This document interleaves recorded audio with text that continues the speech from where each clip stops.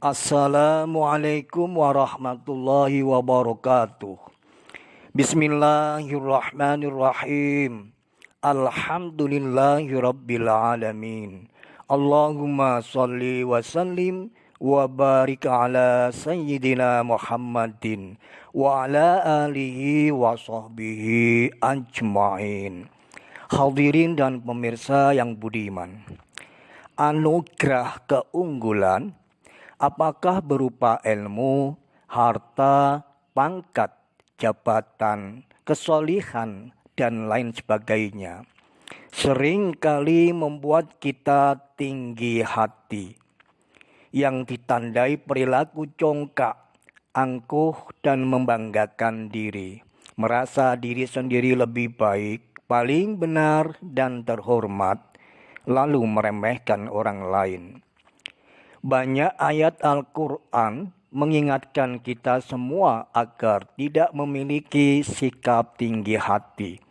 Antara lain difirmankan Allah dalam surat An-Nisa ayat 36.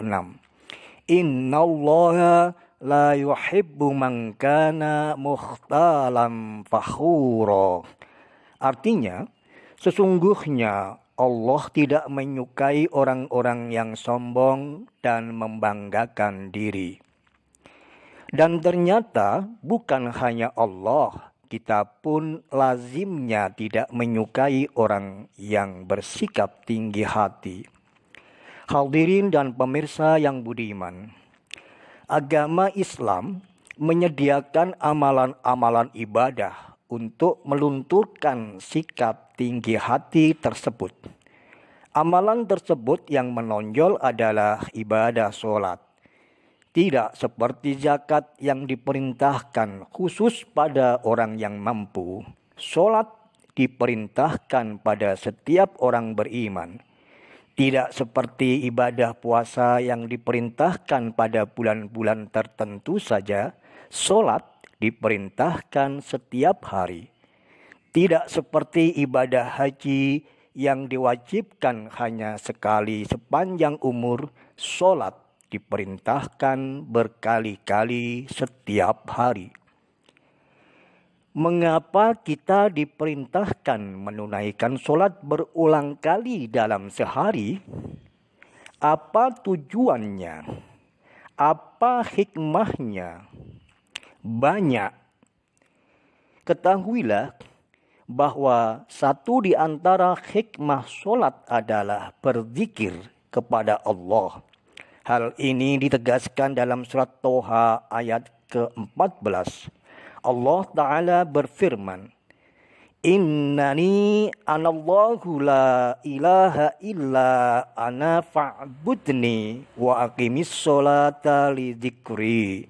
Artinya, ketahuilah sesungguhnya aku adalah Allah. Tidak ada Tuhan yang hak kecuali aku. Maka sembahlah aku dan dirikanlah sholat untuk berzikir kepadaku. Zikrullah yang menjadi hikmah ibadah sholat adalah mengingat dan menyadari keagungan dan kesempurnaan Allah yang diwujudkan melalui ucapan dan gerakan sholat. Perhatikan ucapan kalimat takbir Allahu Akbar, Allah Maha Agung, yang mengiringi setiap gerakan sholat.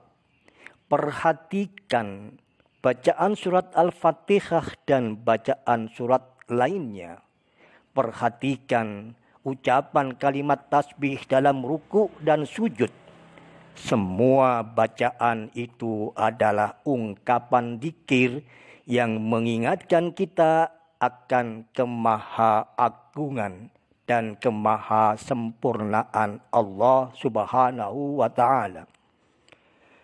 Perhatikan juga rangkaian gerakan sholat yang dimulai dengan mengangkat tangan saat takbiratul ihram, berdiri bersedekap, merunduk ruku dan sujud, lalu duduk bersimpuh. Gerakan-gerakan sholat ini menyadarkan kerendahan diri kita di hadapan Zat yang maha agung, Dat yang maha sempurna yang kita sembah, yakni Allah Subhanahu wa Ta'ala. Saudaraku, bersikap rendah hati dalam menjalani hidup ini bukanlah perkara mudah.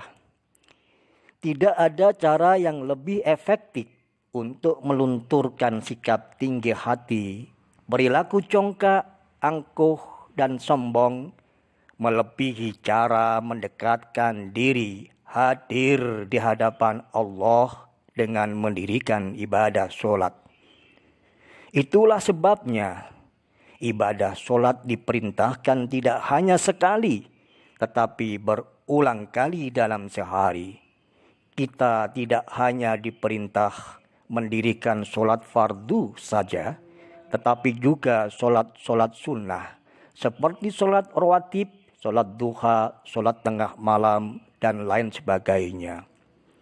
Melalui ibadah sholat, sesungguhnya kita sedang berlatih membiasakan sikap rendah hati. Dan sikap rendah hati inilah yang menghindarkan diri kita dari perilaku keji dan mungkar. Semoga bermanfaat. Amin. Walhamdulillahi rabbil alamin.